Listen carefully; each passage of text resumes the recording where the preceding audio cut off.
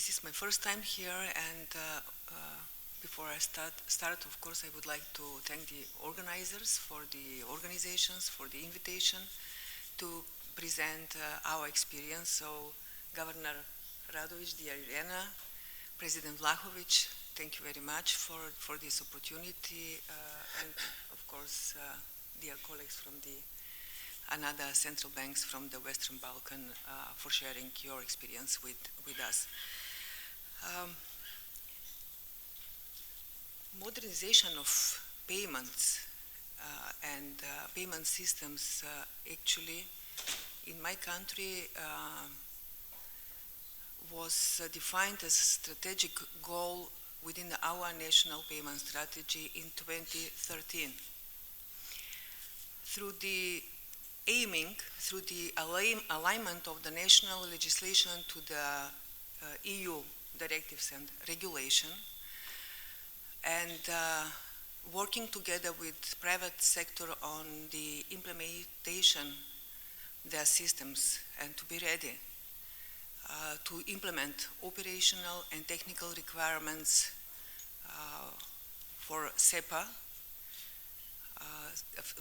payment schemes was actually the main idea of the National Payment Council, which I was chairing at that time and I'm chairing today as well.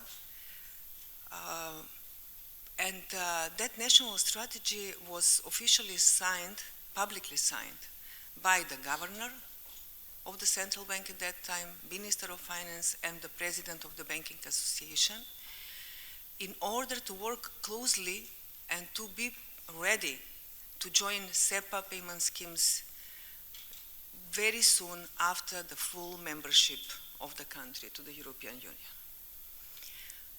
After 10 years from that strategy, it happened that for the Western Balkan countries, SEPA came first, actually. And that is good, of course. That is good opportunity within this long-lasting process for the full membership of the Western Balkan countries, for the people and the businesses of those countries to feel at least some of the benefits to be part of the EU, or to have the equal opportunities for their businesses and at least in the area of payments. How and why it is important and why it is supported by the European Commission, by the Growth Plan, and by European Central Bank, of course, giving support to the Western Balkan countries by decision to develop, together with the Bank of Italy, instant payment system as a clone of TIPS system of the ECB.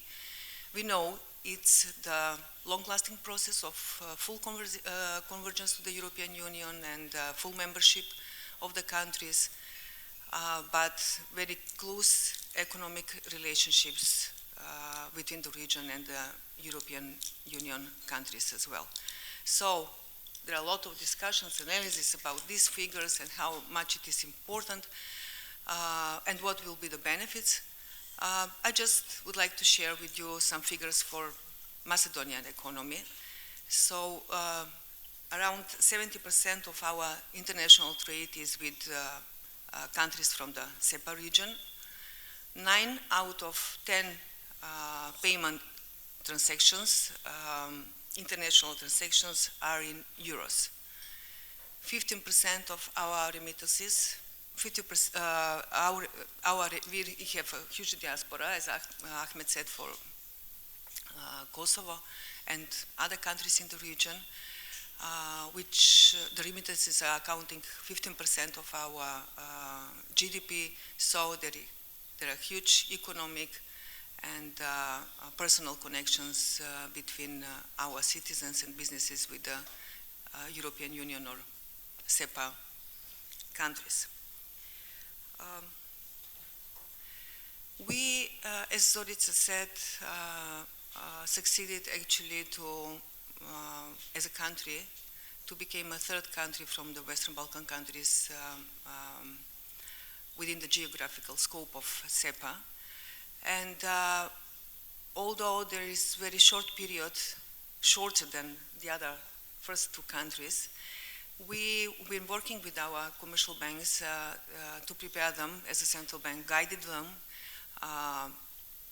using the opportunity given to us by the experts from the World Bank to organize workshops, and also, of course, learn from the especially Central Bank of Montenegro and their generosity to share the experience they gained all these months before us for the preparing of their banking industry to join SEPA in this process.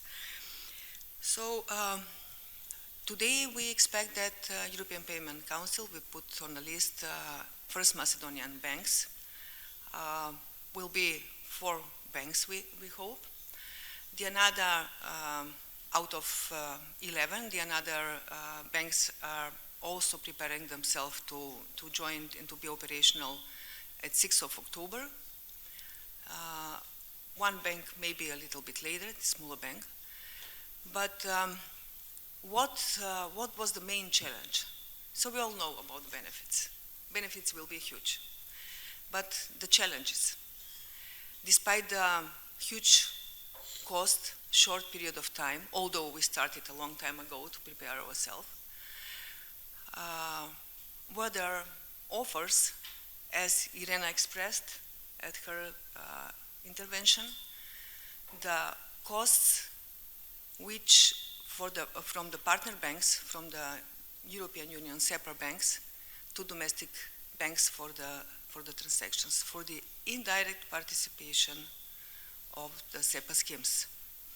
So that's actually, even for the banks with mother banks from the European Union, these costs were very high from the very beginning.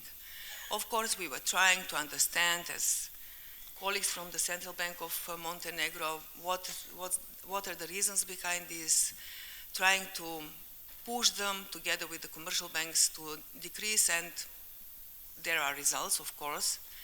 We are hoping that on average we will be below €1 per transactions.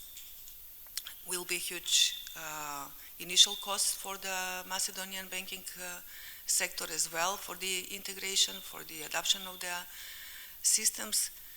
But indirect participation, since we are still not countries with a full membership, it's some kind of obstacle, not only for the cost, but also for the other possibilities.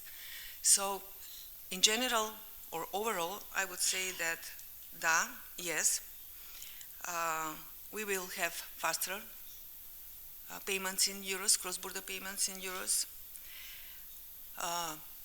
hoping cheaper, not that much, more reliable payments, aligning us most closely with European Union rules, and contributing to regional competitiveness and financial inclusion